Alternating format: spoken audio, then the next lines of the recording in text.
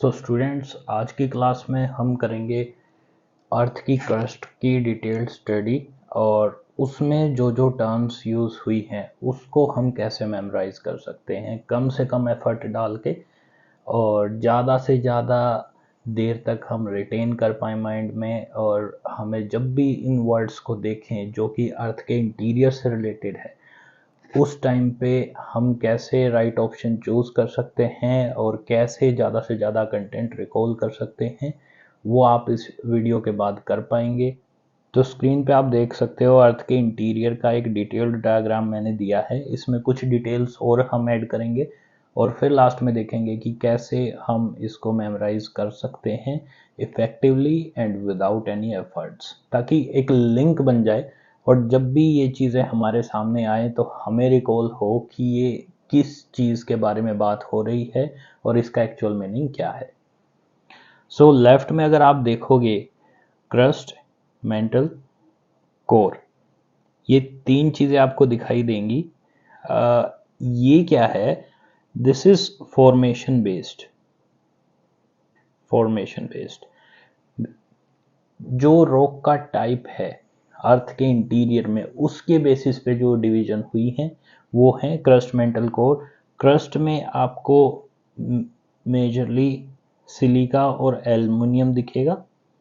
Mental में आपको silicon और मैग्नीशियम दिखेगा और कोर में आपको आयरन, निकल और सल्फर आपको दिख जाएगा। इसको आप बेस्ट ट्रिक है NIFES,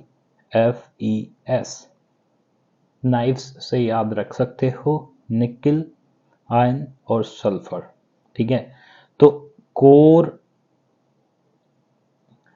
को अगर आप लर्न करोगे कि इसमें कौन कौन से मेटल मिलते हैं, तो आपको जस्ट एक नाइफ इमेजिन करना है। ठीक है, सो उसके अलावा अब सीमा को कैसे याद करेंगे? मेंटल है, ठीक है, सो इसको याद रखो, सीमा इज मेंटल। बस ये लाइन अगर आप इस तरीके से याद करते हो तो आपको सियाल कभी याद नहीं आएगा। सीमा इज मेंटल, सीमा एक लेडी का नाम अपीयर होता है, ठीक है, उससे याद रख लो, सीमा इज मेंटल, दैट्स इट। अब सियाल क्रस्ट में है, इसको कैसे याद करेंगे ताकि कंफ्यूजन ना हो कि मेंटल में सियाल था कि क्रस्ट में था। तो देखो, क्रस्ट है सबसे ऊपर वाली लेयर, राइट। तो एक वर्ड याद रखो, सी होल, जो सबको दिख रही है, ठीक है, जिसको सब देख सकते हैं, वो क्रस्ट है क्योंकि ऊपर की साइड होती है। इस लॉजिक से याद करो। एंड सी ओल से अपना अपना सी होल, एल्यूमिनियम एंड सिलिका, ठीक है। तो इस तरीके से हम फॉर्मेशन बेस्ड तो लेयर्स याद कर सकते हैं इजीली। ये आप साथ साथ नोट करते जाना।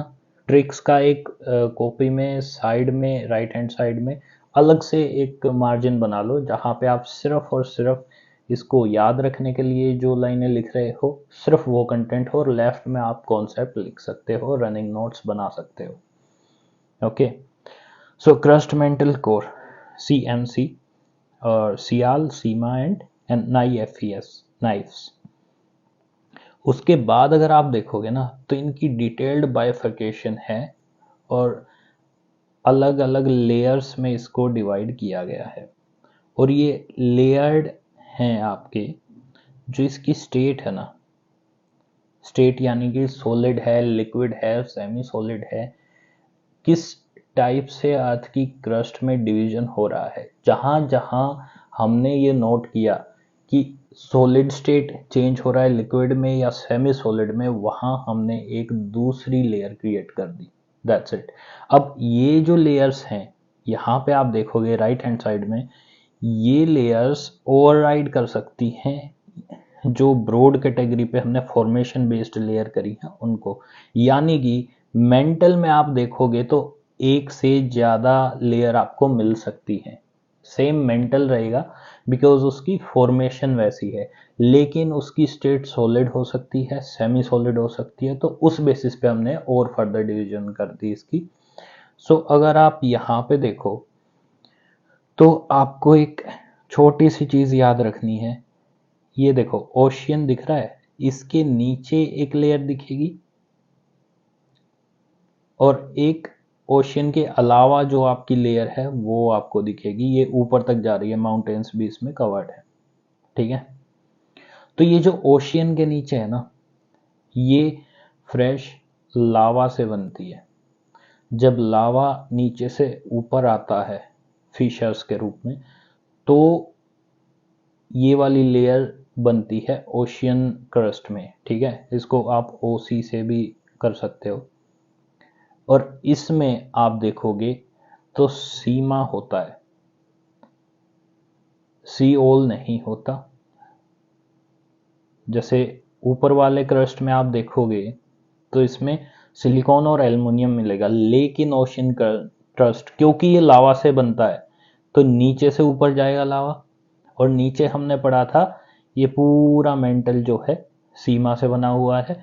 तो जब ये ऊपर जाके ब्रस्ट आउट होगा और यहाँ पे लावा आपको दिखेगा तो इसमें सीमा का ही तो कंटेंट होगा।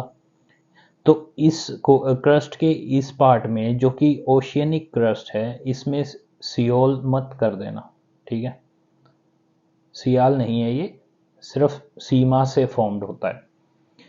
और जो कि ये लावा से बना है तो ये हैवी होगा, बिकॉज नीचे जितना आप जाओगे वहां पे आपको हैवी मेटल्स दिखेंगे जो कि ऊपर आ जाते हैं लावा के साथ, और जितना आप ऊपर जाओगे वहां लाइटर एलिमेंट्स दिखेंगे। ग्रेविटी के कारण नीचे चले जाते हैं हैवी मेटल्स और लाइटर मेटल्स ऊपर रह जाते हैं। तो आप सियाल में देखोगे ना, तो ये जो लेयर है ये लाइटर होती है और जो सीमा होती है वो हैवियर होती है। तो ये लॉजिक है कि जितना नीचे जाओगे उतनी हैवीनेस बढ़ेगी, मेटल्स की कंपोजिशन उस तरह से हो जाती है बिकॉज ऑफ ग्रेविटी, ठीक है। तो ये बेसिक हमने यहाँ पे किया। ओशियन क्रस्ट में सीमा याद रखना है आपको और मेंटल में सीमा याद रखना है। यहाँ पे अगर आप देखोगे तो ये स्लैब्स देखो, लिथोस्फीयर 100 किलोमीटर्स तक जो डेप्थ है वहां तक लिथोस्फीयर होती है। अब इसको कैसे याद करेंगे? अब देखो, लिथ समझते हो, हिस्ट्री में भी आपने पढ़ा होगा। तो लिथ का मतलब होता है स्टोन या पत्थर, ठीक है। तो जो स्टोन है वो तो ऊपर ही मिलेगा बिकॉज कूलिंग इफेक्ट होता है, तो कुछ भी लिक्विड स्टेट में नहीं मिलता, रॉक्स और स्टोन्स ऊपर आपको मिल जाते हैं। तो उससे इसका नाम पड़ गया लिथोस्फीयर। तो ऊपर के 100 किलोमीटर तक। उसके बाद देखो आपका आता है एस्थेनोस्फीयर। इसको इस वर्ड से याद रख लेना। ये मैं इसलिए लिंक करा रहा हूं ताकि बाद में कंफ्यूजन ना हो कि कौन सी लेयर का कौन सा स्टेट है। उसको लिंक करने का की क्या टेक्निक है वो मैं यहाँ पे आपको सिखा रहा हूँ।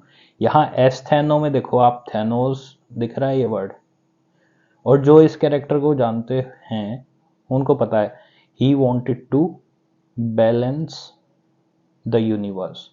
अब बैलेंस से क्या लिंक हो रहा है हमें कि सॉलिड एंड लिक्विड बैलेंस्ड हैं, यानी कि सेमी सॉलिड स्टेट में आपको ये मिलेगी। एस्थेनो को थैनोस से याद करना और आपको मिल जाएगी ये सेमी सॉलिड फॉर्म में।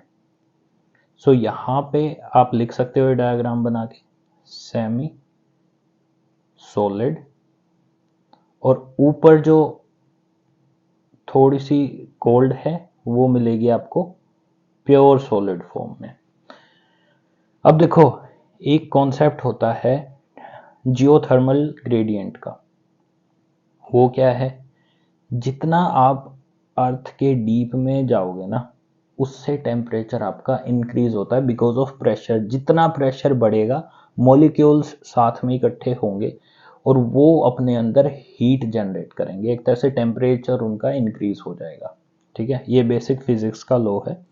तो जब भी आप 32 मीटर्स नीचे जाओगे अर्थ में तो आपको 1 डिग्री सेल्सियस आपका टेम्परेचर इंक्रीज हो जाएगा। ठीक है, इसको जियोथर्मल ग्रेडियंट बोलते हैं। ग्रेडियंट यानी स्लो ग्रेजुअली क्या चेंज आ रहा है उसको ग्रेडियंट बोलते हैं। ठीक है, तो अब देखो यहाँ ये सेमी सॉलिड क्यों है, हम 700 किलोमीटर तक नीचे आ गए हैं, टेम्परेचर इंक्रीज होगा, टेम्परेचर इंक्रीज हो रहा है तो इस सॉलिड को सेमी सॉलिड में वो कन्वर्ट करता है, लिक्विड का फॉर्मेशन शुरू हो जाता है। फिर आप यहाँ पे मेंटल में अगर एंटर करते हो दिस स्लाइड दिस लेयर, फिर आप मेंटल में अगर एंट्री करते हो तो आपको यहाँ दिखेगी मीजोस्फीयर। अब देखो मेंटल यहाँ लिथोस्फीयर से ही स्टार्ट हो जाती है। ठीक है, ये है आपका अपर मेंटल पार्ट इतना। अब अपर मेंटल में आपको क्या क्या दिख रहा है, लिथोस्फीयर, एस्थेनोस्फीयर, ठीक है, ये आ गए, और मीजोस्फीयर का कुछ पार्ट। अब ये बाइफर्केशन क्यों है, इनकी स्टेट को लेके कि सॉलिड स्टेट है कि सेमी सॉलिड है, चल हमारा मेंटल ही रहा है।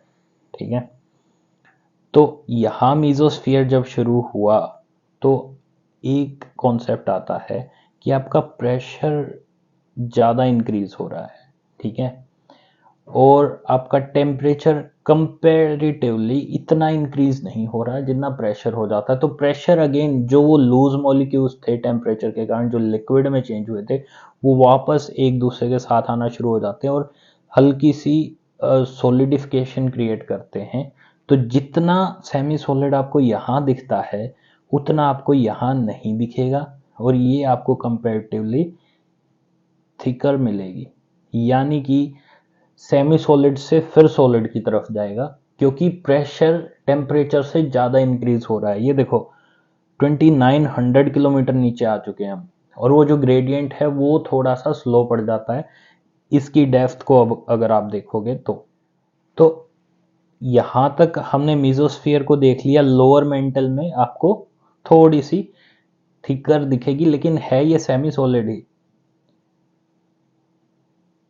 लेकिन उतना ज़्यादा लिक्विडिटी कंटेंट इसमें नहीं है जितना आपको एस्थेनोस्फीयर में दिखने को मिलता है।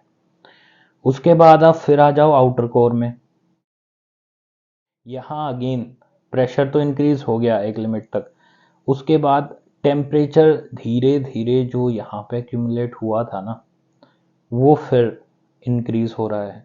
ठीक है, तो अगेन वो इसके स्टेट को क्या कर देता है, लिक्विड में चेंज कर देता है, बिकॉज अब इतनी डेप्थ पे टेम्परेचर बहुत ज़्यादा राइज हो चुका है। ठीक है, तो यहाँ पे हमें लिक्विड पता लग गया, ये सेमी सॉलिड है, ये भी सेमी सॉलिड है लेकिन सॉलिडिटी फीचर इसका थोड़ा सा ज़्यादा है। ये आपका हो गया liquid because temperature increases more now and that overrides our pressure content। उसके बाद जब आप वापस इनर कोर में आओगे फिर वही फीचर आपको रिपीटेड दिखेगा कि यहाँ टेम्परेचर हो गया लेकिन यहाँ पे अगेन प्रेशर आपका डोमिनेट कर जाता है टेम्परेचर को, बिकॉज अब देखोगे तो सारी अर्थ का जो प्रेशर है, यहाँ हम बिल्कुल सेंटर में जा चुके हैं, और जब सारी अर्थ का प्रेशर आएगा तो ये अगेन इसको ना सॉलिड बना देगा। ओके, तो कोर का जो इनर कोर पार्ट है वो आपको सॉलिड दिखेगा, आउटर कोर आपको लिक्विड दिखेगा। और यहाँ पे आप इसको इस तरीके से याद रख सकते हो बिकॉज जब रिवाइज करते हो या जब क्वेश्चन आ जाता है 2-4 महीने हो जाते हैं आपको पढ़े हुए तो नहीं याद आता, स्ट्राइक नहीं होती हैं चीज़ें, उसके लिए आप इसको कैसे याद रखोगे। देखो आउटर कोर है ना, इसको आप ऐसे इमेजिन करो कि एक लिक्विड है, ये सिर्फ कोर के लिए है। ठीक है, एक लिक्विड में एक बॉल पड़ी है, बॉल क्या है, सॉलिड, और ऊपर है लिक्विड, यानी कि ऊपर जो आएगा ना कोर में वो आपका लिक्विड है और नीचे जो आपको राउंड मिलेगा कोर, बिकॉज ये ऐसी शेप कोन की शेप नहीं होती, अर्थ ऐसे राउंड है, इसके अंदर आपको ये कोर दिख रहा है, ठीक है। तो ये जो राउंड है, ये इनर वाली बॉल आपको सॉलिड मिलेगी, बाहर वाली आपको लिक्विड मिलेगी। इस तरीके से याद करना कि पहले वाटर आएगा, उसके बाद सॉलिड आएगा, लिक्विड एंड सॉलिड, ठीक है। अब इसको ना, अब देखो ये जो है अंदर राउंड आपको कोर दिख रहा है, ये राउंड शेप दिख रही है छोटी सी बेरी की तरह, बेरीज जो होती है, उससे आप याद रख सकते हो, इसको बेरी स्फीयर भी बोला जाता है, बेरी स्फीयर, ठीक है। ये नोट कर लो, ज़्यादातर बुक्स में ये टर्म नहीं दी होती, लेकिन कई बार पूछा जा सकता है। तो कैसे रखेंगे बेरी स्फीयर को याद? कोर को बोलते हैं, इनर आउटर दोनों आ जाते हैं उसमें। ये बेरी की तरह जो अंदर दिख रहा है, इसको हम बोल देते हैं बेरी स्फीयर, ठीक है। ये चीज़ हो गई आपकी। इसके अलावा प्रेशर और टेम्परेचर का ग्रेडियंट हमने कर लिया। अब बस आपको ये माइंड में रखना है कि मेंटल जो चल रहा है ना, मेंटल का अपर पार्ट लिथोस्फीयर, एस्थेनोस्फीयर और कुछ एक्सटेंट तक मीजोस्फीयर को कॉन्स्टिट्यूट करता है, और इसके लोअर पार्ट में सिर्फ और सिर्फ मीजोस्फीयर होता है, ठीक है। इसको क्रोनोलॉजिकली अगर याद रखना है तो आप LAMCO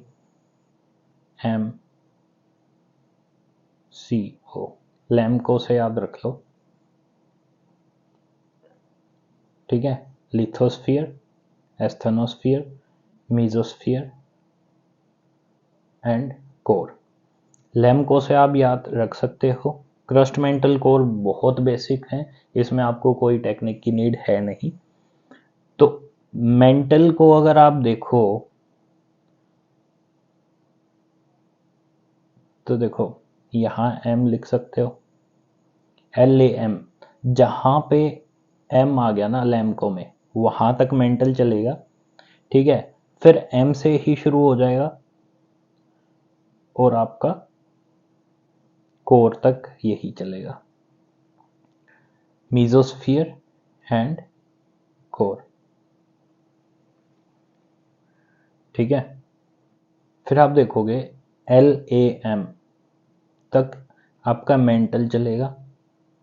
मेंटल कौन थी? सीमा थी, ओके। और आप जब देखोगे तो जो CO है, इसको कोर से याद कर लेना, बाकी सब मेंटल है, लिथोस्फीयर, एस्थेनोस्फीयर एंड मीजोस्फीयर, ये तीनों मेंटल का पार्ट है। अब जो क्रस्ट है ना, जो आपकी क्रस्ट ऊपर की तरफ दिखती है, वो भी कुछ लिथोस्फीयर का पार्ट बनाती है, ठीक है। तो आप ये जो लिथोस्फीयर है ना, इसमें ऊपर क्रस्ट भी लिख लेना, क्योंकि क्रस्ट के बाद ही आपका मेंटल आएगा, जो कि लिथोस्फीयर का कुछ पार्ट बना देता है।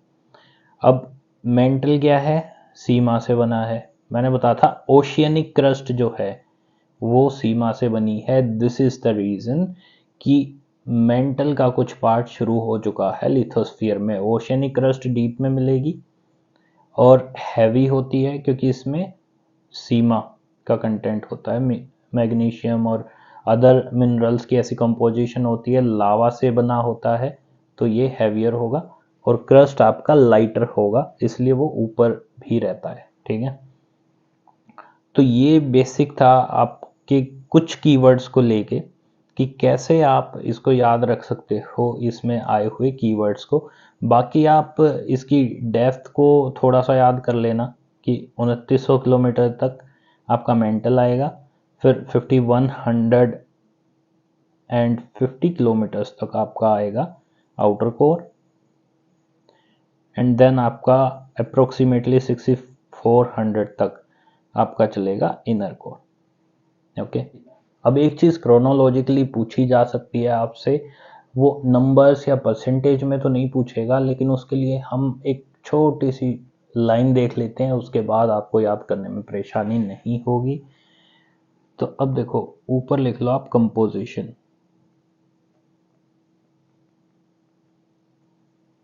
ठीक है।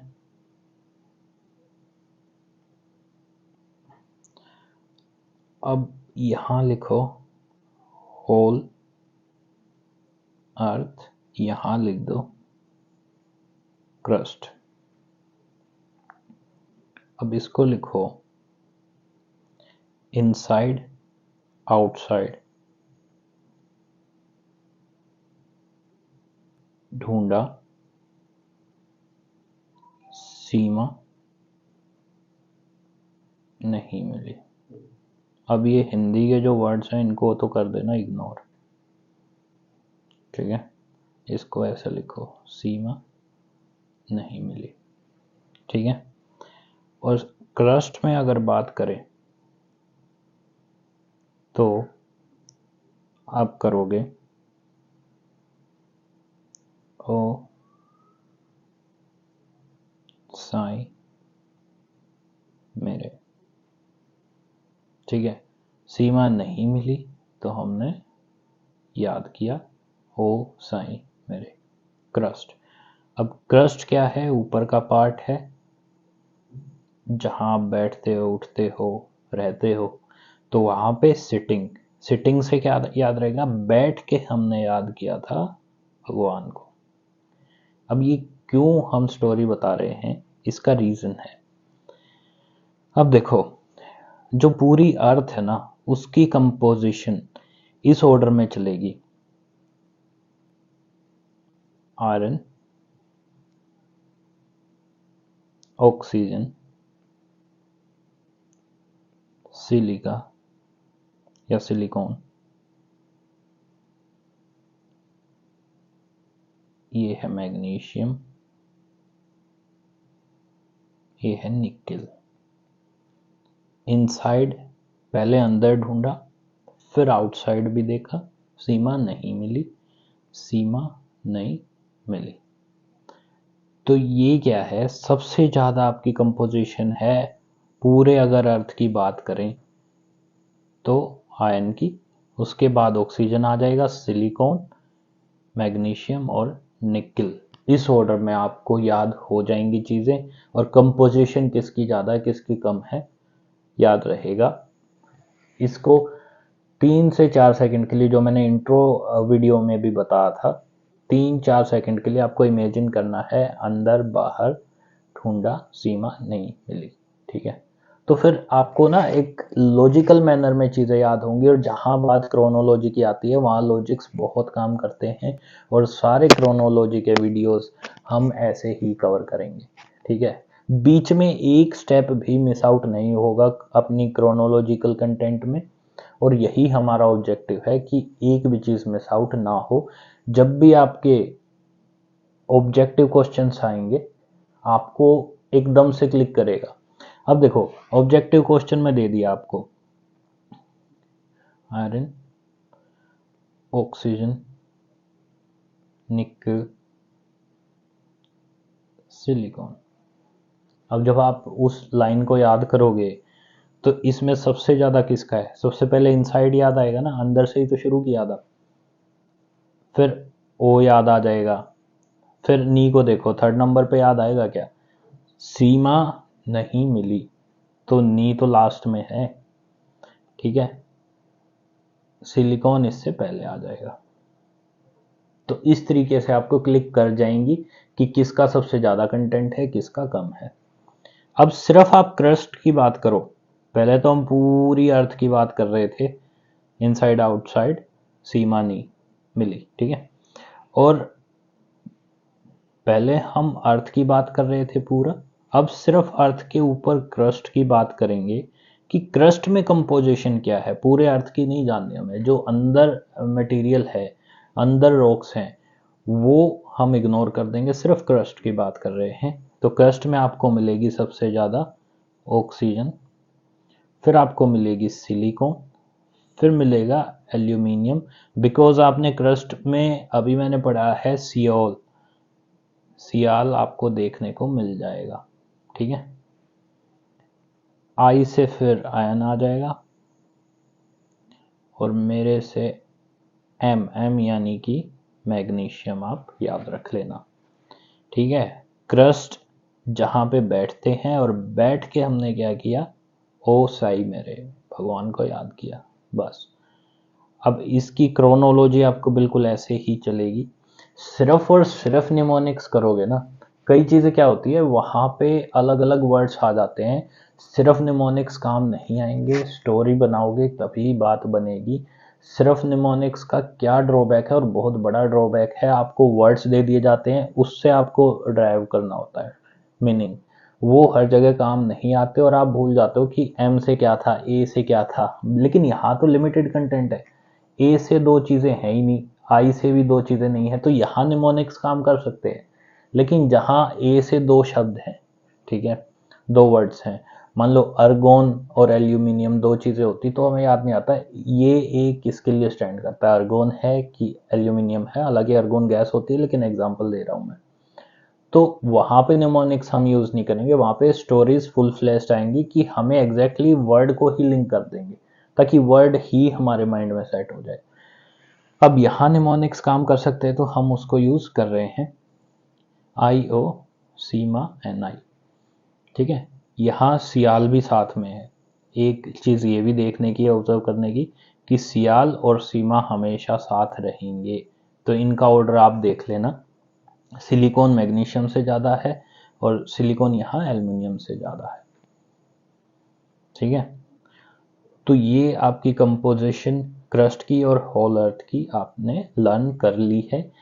एक बार इसको 24 घंटे के बाद तो ज़रूर याद कर ही लेना। बाकी जो अपनी चीज़ें चलती हैं, जो मैंने आपको बताया था, वो क्या है नहीं पता तो मेमोराइजेशन और इंट्रोडक्शन वाला एक ही वीडियो है, उसमें मैंने बहुत अच्छे से बताया कि हाउ योर ब्रेन वर्क्स, और उसमें ज़्यादा कुछ नहीं है। हमें एक फॉर्मूला लाइफ टाइम अपनाना है किसी भी स्टडीज़ के लिए, वो है आपका 1 2 7 20 3M। फर्स्ट रिवीजन एक दिन बाद करोगे, फिर उसके 2 दिन बाद करोगे, उस रिवीजन के 2 दिन बाद, फिर उसके 7 डेज बाद करोगे, फिर उसके 20 डेज बाद कर लोगे। ये गैप जो है ना, ये एग्जैक्ट है, इसको ऊपर नीचे नहीं करना। इससे क्या होगा, इतनी जल्दी जल्दी रिवीजन करोगे तो एक तो आपकी जो ये वाली रिवीजन्स हैं ये 20% टाइम में वैसे ही हो जाएंगी, ठीक है, ये तो 10% में ही हो जाएगी। और अगर ये गैप आप बढ़ा देते हो, 1 महीने में करा फिर 2 महीने बाद करी रिवीजन, तो ये पूरा आपका 90% टाइम लेती रहेंगी, सब चीज़ भूलते रहोगे और कुछ याद रहेगा नहीं। तो ठीक है, वो वीडियो देख लेना, उसमें पूरा ग्राफ के साथ मैंने डिटेल्ड आपको बताया है कि क्यों ये सब ज़रूरी है। यहाँ आप करोगे तो 5 रिविजन्स आपकी हो जाएंगी, आपकी इनिशियल जो टाइम था उसके 3 टाइम्स कंज्यूम करके। और ये आप ऐसे करोगे 5 रिवीजन तो आपको लगभग 4 to 5 टाइम्स ही इतना ज़्यादा टाइम लग जाएगा।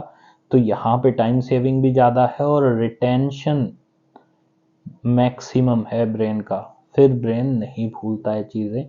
तो ये आप फॉलो करोगे। इसके अलावा कुछ डिसकंटिन्यूटीज आती हैं अर्थ की, हर एक लेयर के बाद एक डिसकंटिन्यूटी होती है, उसको बहुत अच्छे से कैसे याद रख सकते हैं, बच्चों को उसके नाम ही याद नहीं रहते, उस डिसकंटिन्यूटी का मतलब क्या है वो तो अलग बात है। तो उन नाम को हम कैसे याद रखेंगे और वो किस किस लेयर के बीच में आती हैं, वो नेक्स्ट वीडियोस में आपको मिल जाएगा, वो भी आप ज़रूर देखना ताकि आपको अच्छे से रिकॉल हो जाएं चीज़ें। मिलते हैं अगली क्लास में। Thank you.